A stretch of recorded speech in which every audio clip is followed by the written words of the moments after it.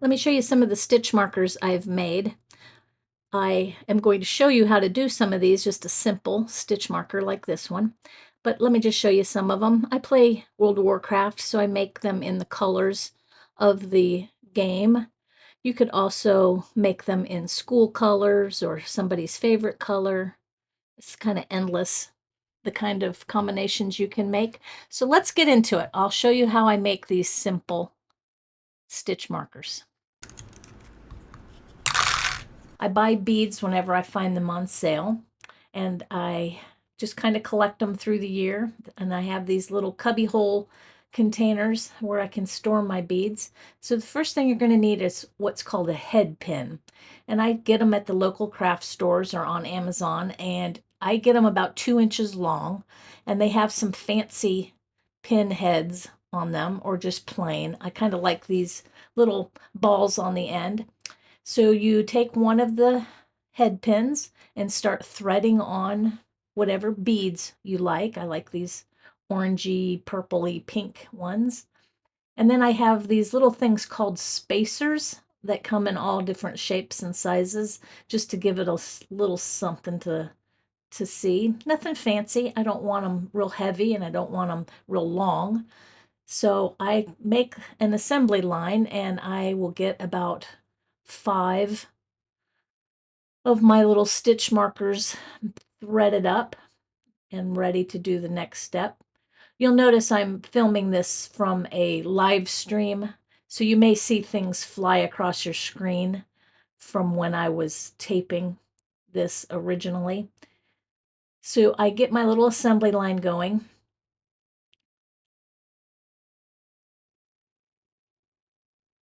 You can use whatever kind of beads you want that will fit on that little head pin. And then you'll need a couple of different pairs of pliers.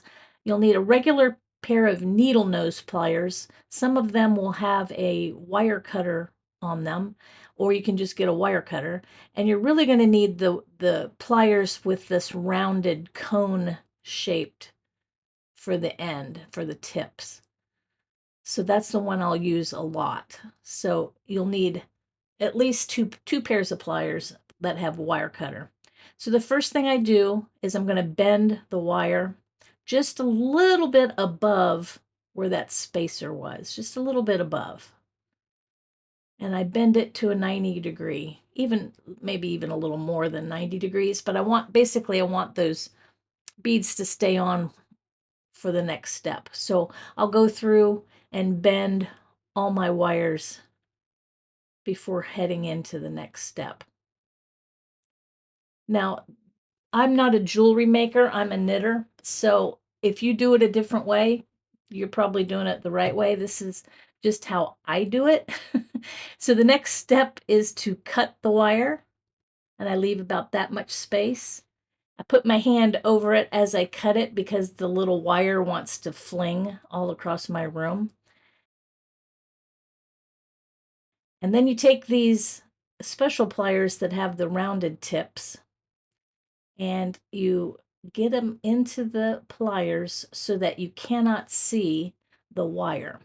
So you just want to tip just on the tip, which when I said that on live stream, it cracked everybody up, and you'll see things fly across the screen because I said the word tip. So you will bend the wire around those cone-shaped prongs. And it's a little hard to see here, but I'll do it again so you'll see it more clearly. So here's where everybody's throwing up GIFs at me that they were laughing along with me. And you basically will bend the wire around the prong of the pliers until the end of the wire meets back at the wire. And mine are a little wonky, and I've seen people on YouTube do these perfectly every time, so it just takes a lot of practice.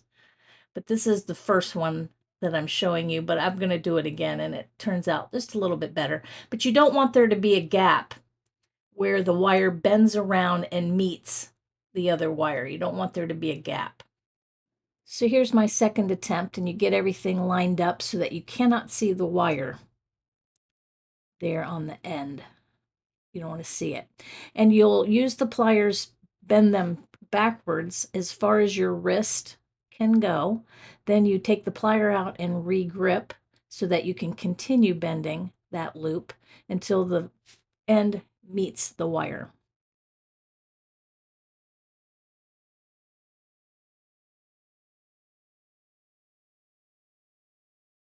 Get them to meet. Then I use these safety pin, they're bulb shaped safety pins.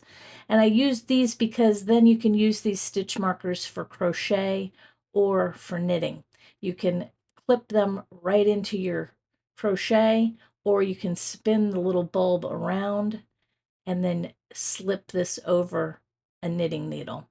And I make all kinds of stitch markers and I give them away to friends, but I always have some of them hanging on my knitting. So I hope that helps.